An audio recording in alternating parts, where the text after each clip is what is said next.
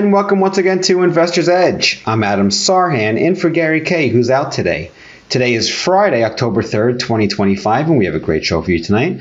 As always, we want to thank you very much for being here. Just some housekeeping before we dive into the show. As you know, this is a show about you and your money and all of the fun points in between.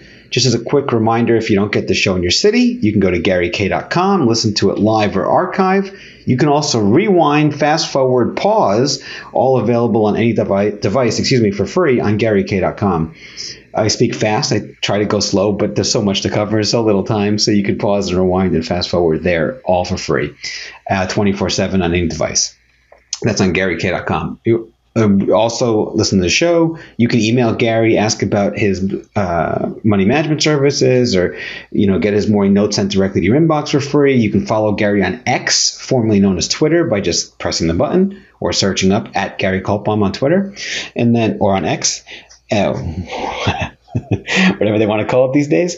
And you can also email Gary, read his commentary, so on and so forth. Now, if you're looking for more, Gary has convictionleaders.com, which is a premium service where he shares what he sees in the market in real time with members, does daily market webcasts, and a whole lot more. All of that's available on convictionleaders.com. All right, so a few notes. It's a week in review, so I'll do some high-level notes I'll share with you for the week where we are. The month just started. I'll do a lot of review because it's really important, folks, when you're going through markets and you're going through stocks, it's really easy to get caught up in the day-to-day action or even the intraday action and the news and the headlines, and then get lost and then not look at the whole forest. You're looking at the leaves and the trees, but you miss the whole forest. So I always like to zoom out at the end of the week and do a lot of my heavy lifting as far as the research is concerned, because it gives me the ability to zoom out and look at the forest. Hey, we're in a bull market, so on and so forth. So I'll get to all of that. But first, I want to read Gary's notes. First, healthcare stocks are really coming on strong. Big banks continue to act just fine.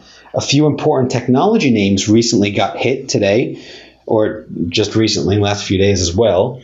Palantir, Roblox, and a few other ones. Some security. There's some concerns or worries about security, but nothing major for the NASDAQ just yet. Low beta screen, the low beta stocks. Remember, there's high betas and low beta. Low beta stocks. Gary's screen was very green. Now we'll see what shows up over the weekend, Gary says. And then Bitcoin came roaring back and right back to a new high, and it's about to break out from another base. So those are some notes from Gary. I want to make sure I convey those to you. Again, as the messenger, I want to do my job and convey what Gary wants to say to you right at the top of the show. All right, the rest now are going to be my thoughts and what I have to share. So here we go. The market is very strong, folks. In the short term, we're getting a little bit on the extended side. And what that means, it's not the end of the world, but what it means is that we're due for a pullback. That's really what it means, short term. Now, doesn't mean we have to pull back. It just means odds are we're getting closer to the market pulling back than further away from it. So that's one. Keep that in mind. Maybe, again, there's a possibility that the NASDAQ is going to lead on the way down, and we could have a little pullback here.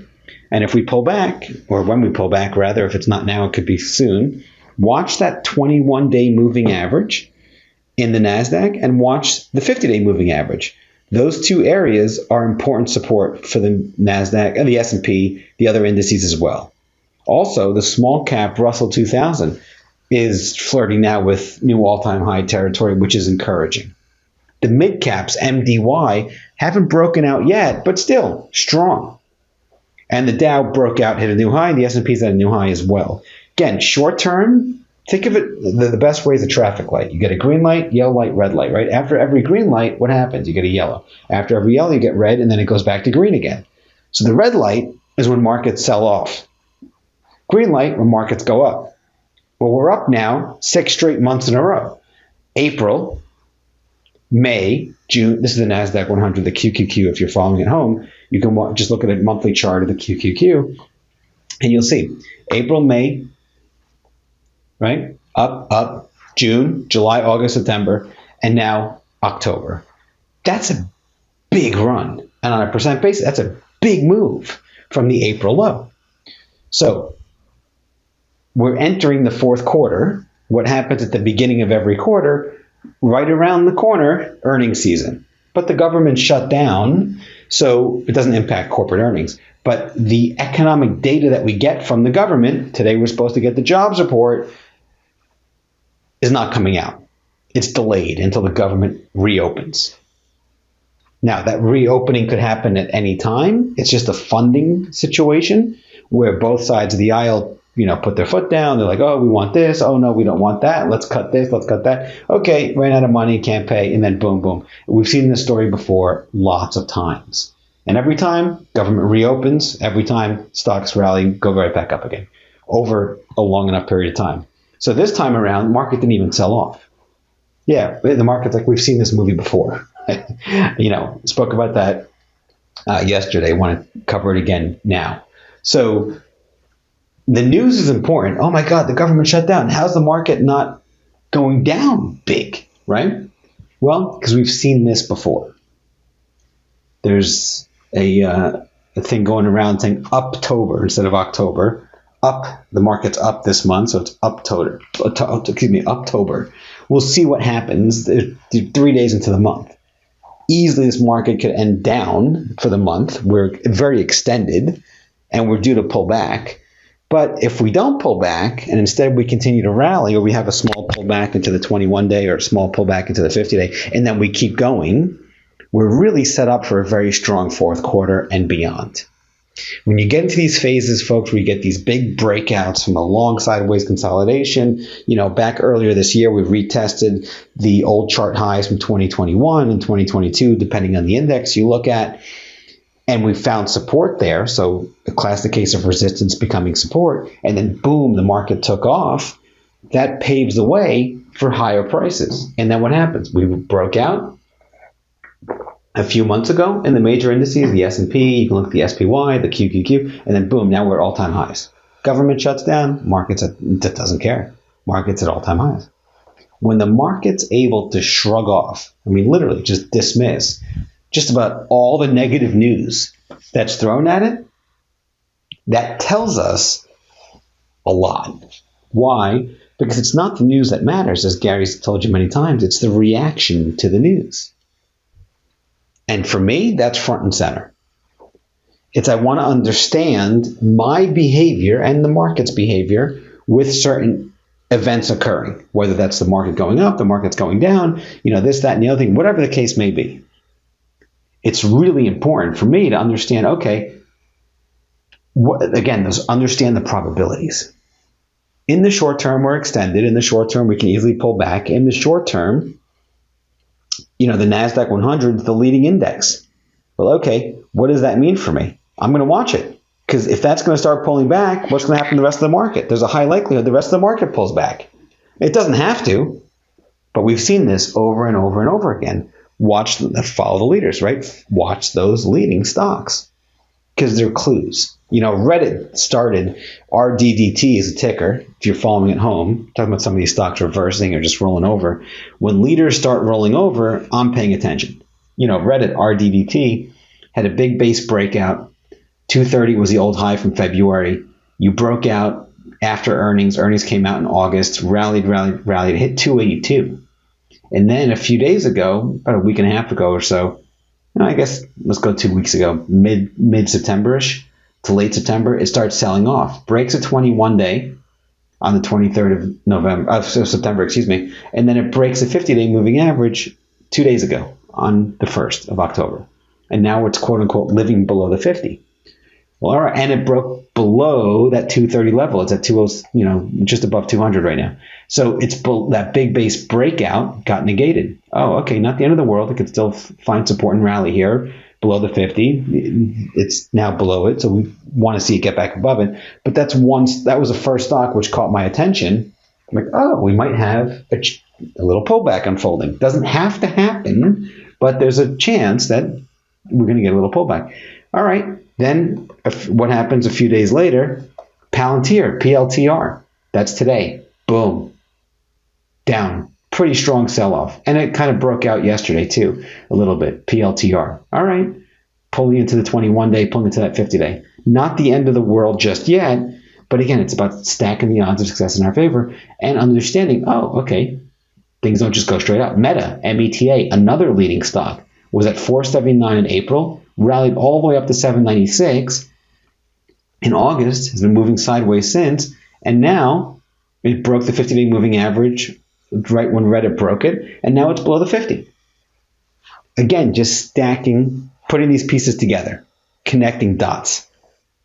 Up next, we've got a lot more to cover. I'm Adam Sarhan. This is the one and only Investor's Edge. And welcome once again to Investor's Edge. In case you're just joining us or missed any part of the show, you can go to GaryK.com, rewind, fast forward, listen live, or archive on demand anytime you want. All right, so a few thoughts here that I want to keep in mind and share with you. So we have connecting dots. You look at Reddit. We spoke about Meta. We spoke about Palantir, Roblox, RBLX. I'm just showing you leading stocks one by one that kind of began getting in trouble, that began rolling over. RBLX, Roblox, broke out of a nice cup and handle pattern with was light volume, about average volume. It wasn't heavy volume on the 29th of September, just a few days ago.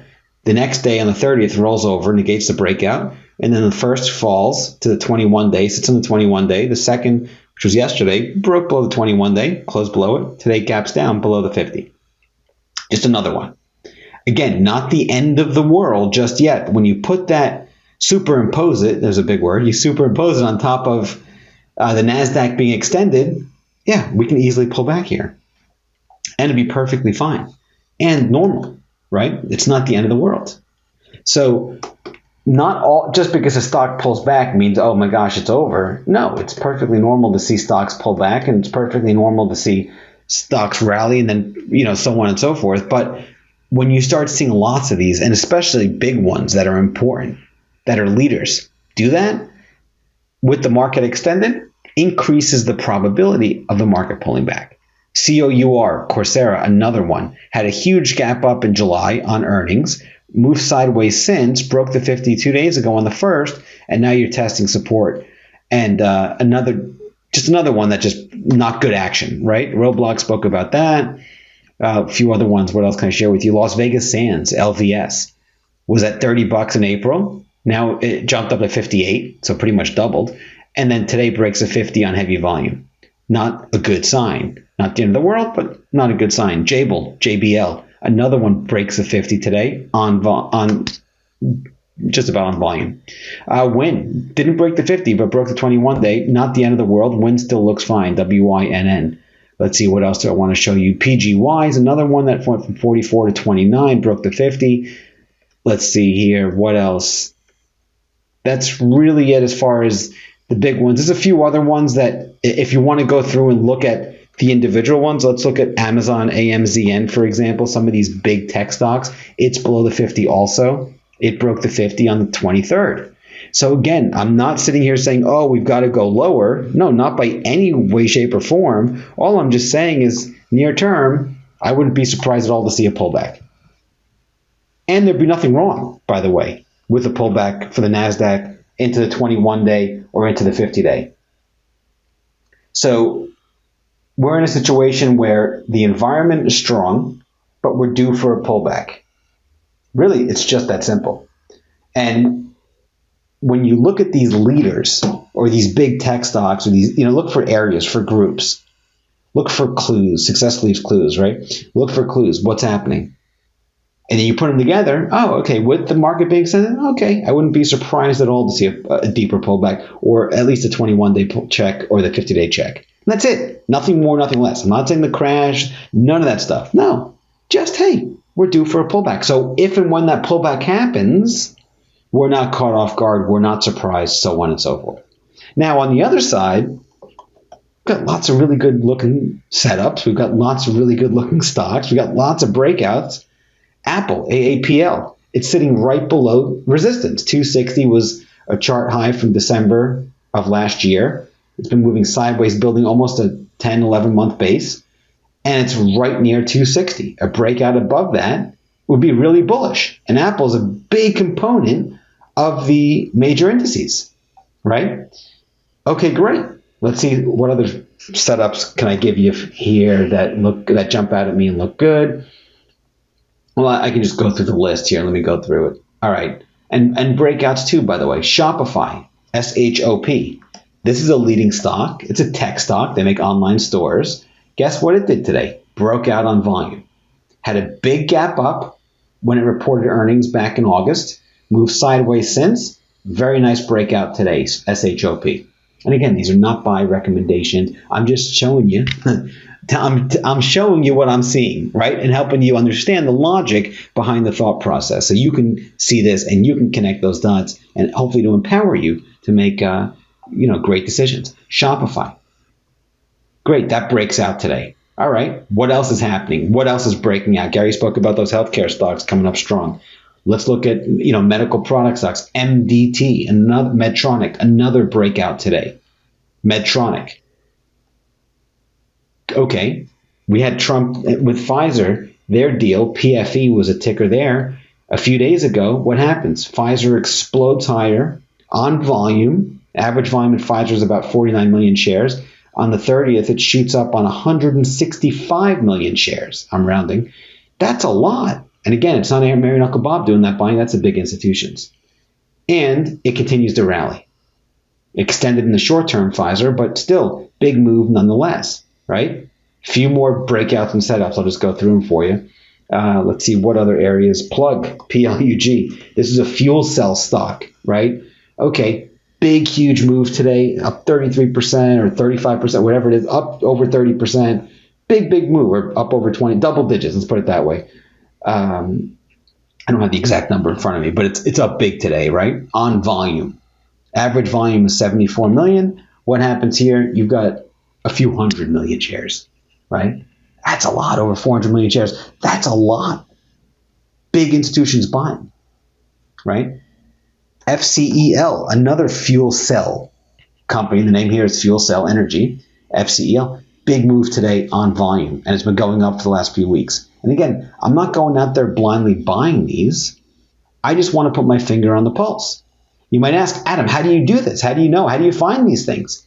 Look for stocks that are up on volume. And you can get these from really for free on lots of services, a lot of charting services, where you get these stocks that are up on volume and you go through them and train your eye. Like Gary says, they become over time like a photo album. Back in the day, we used to have physical photo albums. You go through them, they become familiar faces. And Gary's so right about that. That's what happened with these chart patterns. Oh, over and over and over again. We find themes. If I find 4 or 5 stocks breaking out or moving up on volume that haven't broken out, but they're just up a lot, all right, that's telling me that big institutions are buying that group. Lithium, for example, LIT is an ETF that tracks lithium stocks.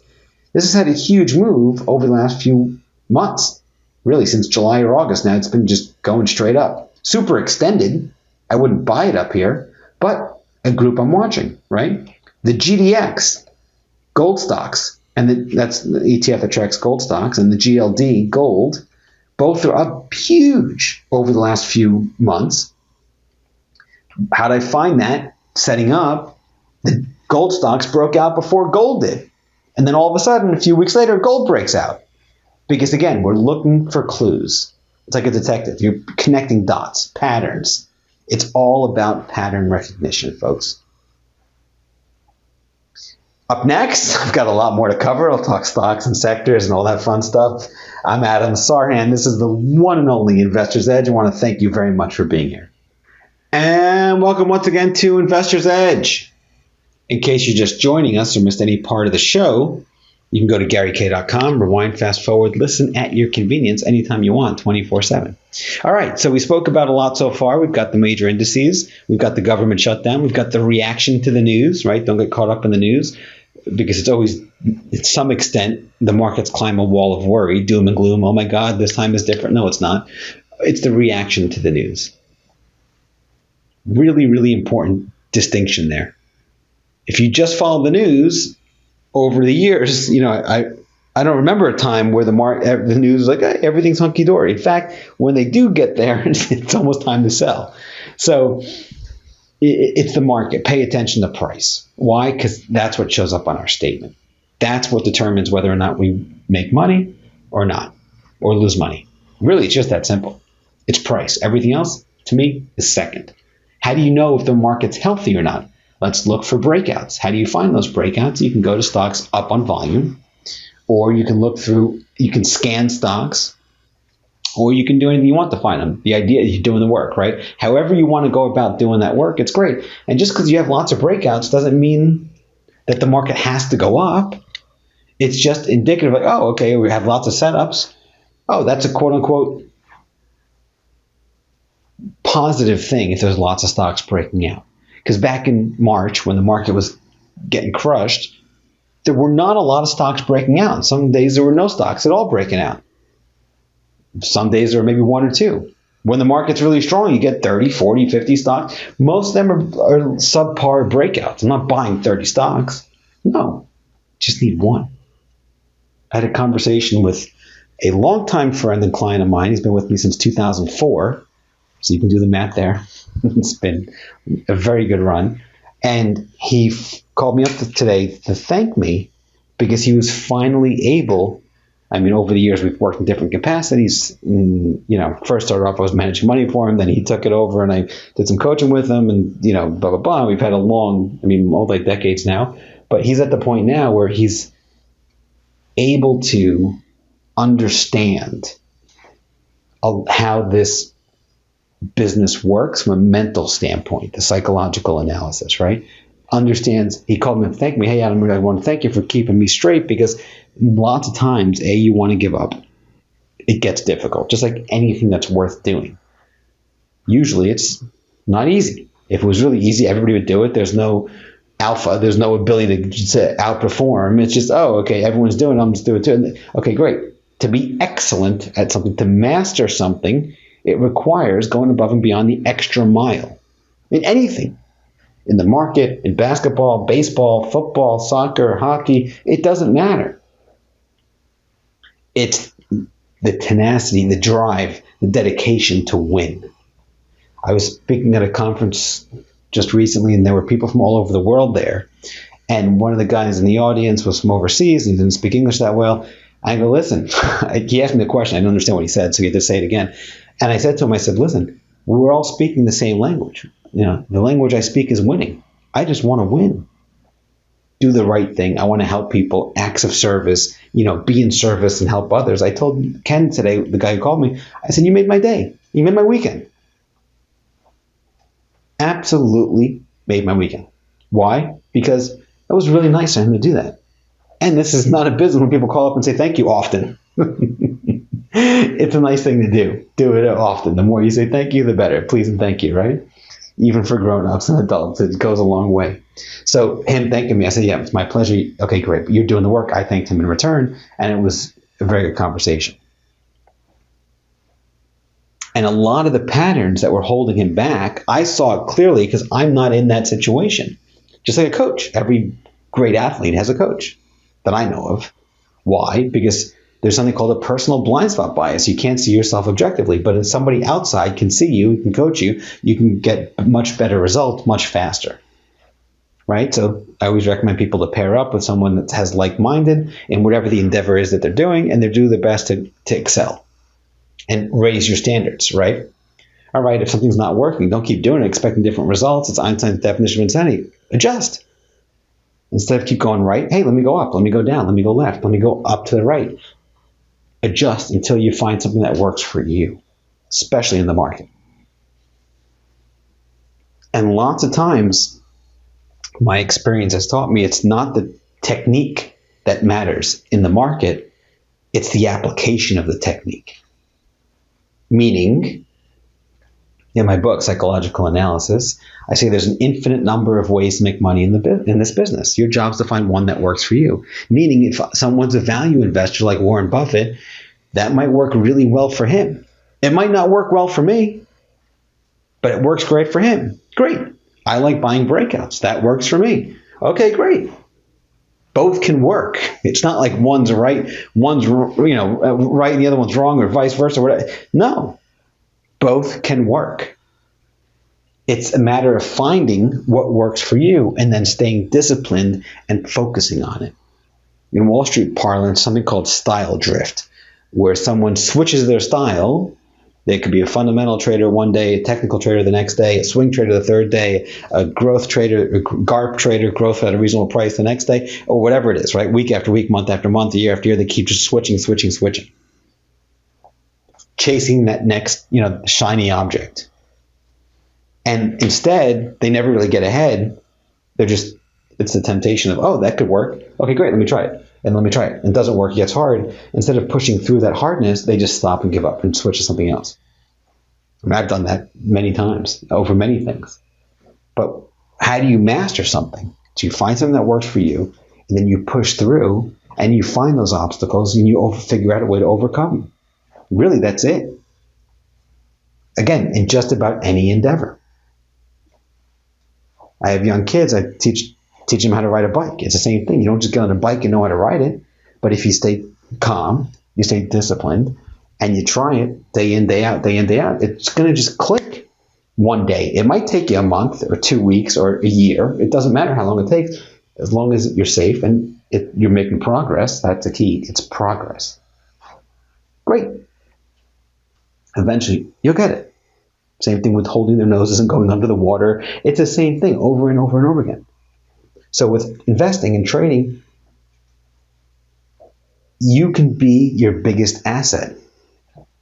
Or the other way around too. But to be the biggest asset, you got to pause for a second, pull back, remove yourself from the equation, realize that we're human, right? We have biases. We're going to make decisions that are sometimes emotional, even though we think we're making rational ones, because we're emotionally attached to our money. So therefore, just like a doctor who can't perform surgery on his immediate family or her immediate family, why? Because there's an emotion there. It's going to cloud their judgment. You can make investment decisions with your own money. That's fine. There's no rule that says you can't. But just understand there's a layer of emotion that you got to peel through and do that work and figure out how to make objective decisions. I like to go through breakouts. I like to go through setups. I like to look for high-ranked stocks. I like to look at the major indices. I like to look at the overall landscape and then do a top-down approach and say, what are the leading areas? What are the leading stocks in those areas? Which stocks are breaking out? I'm not going to buy a stock just because it broke out. No, most breakouts don't work. That's okay. As long as the risk is small when you're wrong, and when you're right, you let the winner run. It's a winning formula over time. Risk versus reward. Remember, it's super important to understand what's actually happening. You're risking money for a potential to make more. That's it. But when you're wrong, if you let that loss get too big, it can really cause you to move backwards, further away from your goal of making money. So, okay, that works for me. So I'm going to find those breakouts. I'm going to find those leading stocks. I'm going to find those setups. I'm going to look for stocks that are trading near 52-week highs, above their 50-day moving averages. I'm going to look for stocks near their 21-day moving averages. I'm looking for volume patterns. Just because a stock breaks out, I'm not just blindly buy it. I want to see other stocks in the group confirming. Does the company have earnings? Is the company growing its earnings? Does the company have revenue? Is the company growing its revenue? Do I understand this company's story? Great. Does the market agree with me? Whatever my thesis is, good or bad. So on and so forth, right? So that all becomes really, really powerful because those are tools that I use. Say, oh, okay, money's flowing into this group. All right, steel. GSM is a ticker. Broke out today on volume. All right, let me look at other steel stocks. MT, gapped up 2 days ago, little extended right now. The SLX, which is a steel ETF, kind of breaking out here. All right, let me look at some steel stocks.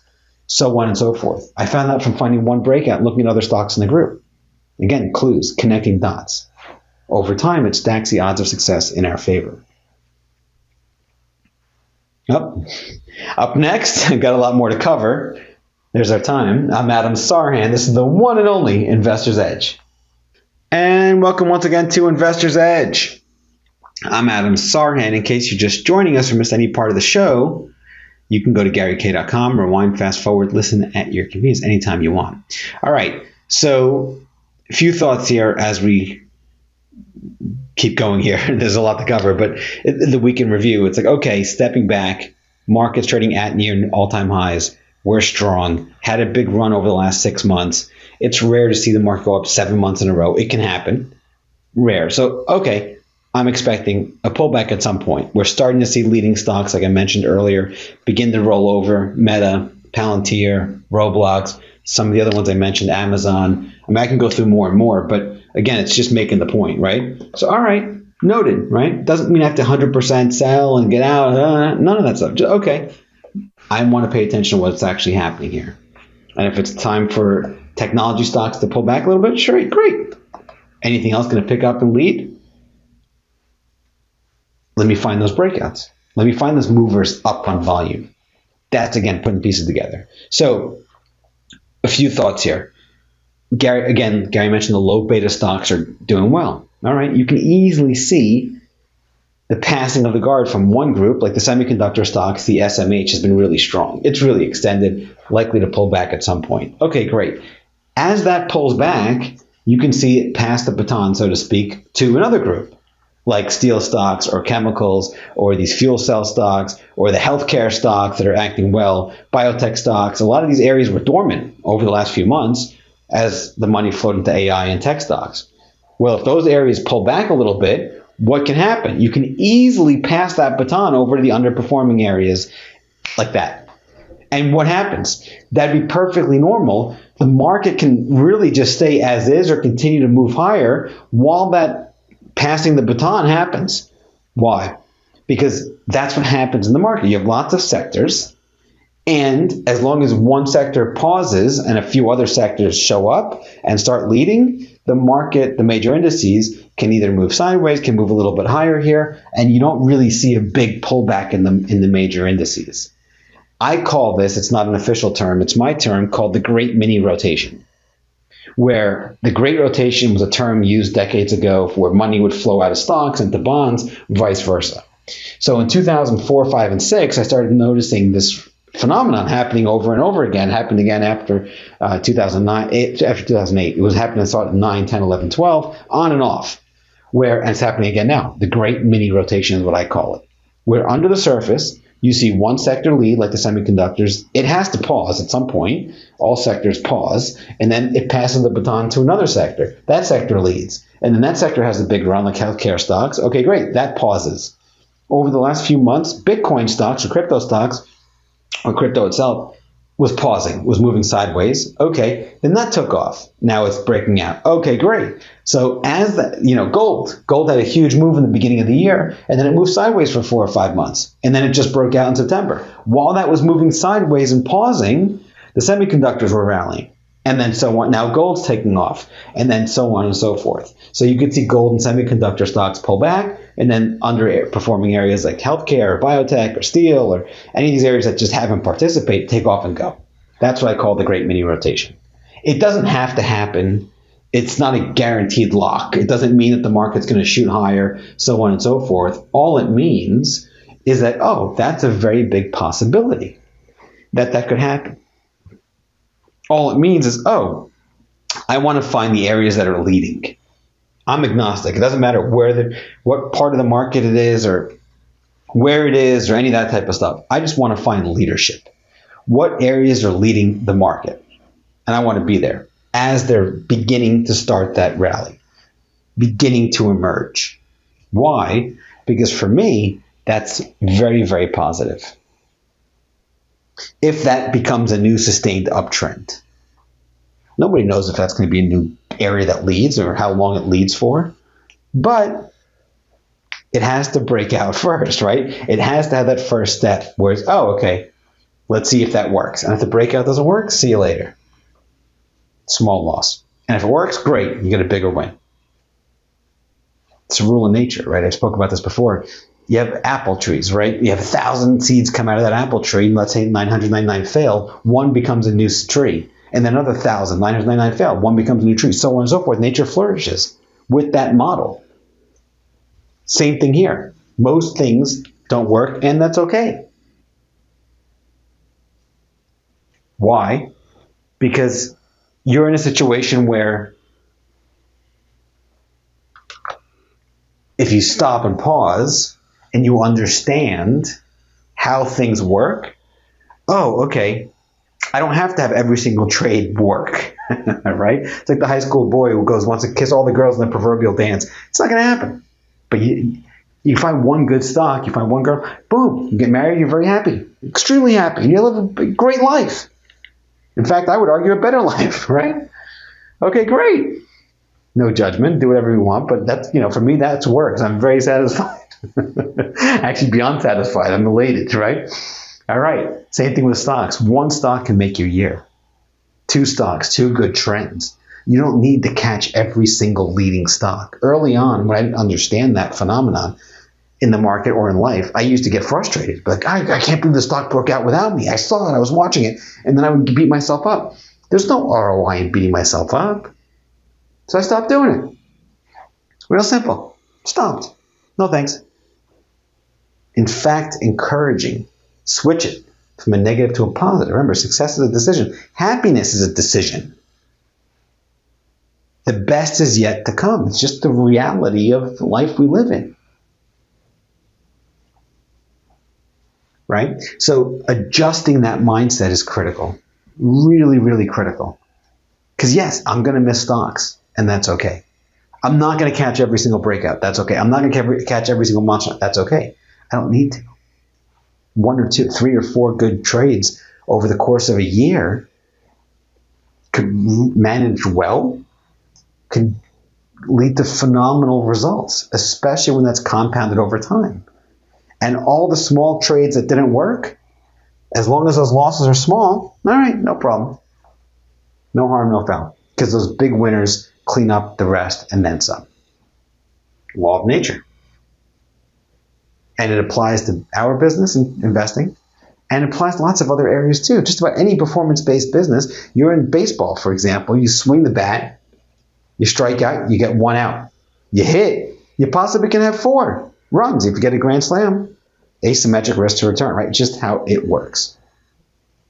All right, everybody. I believe that's all the time we have for today. As always, I want to thank you very, very much for being here.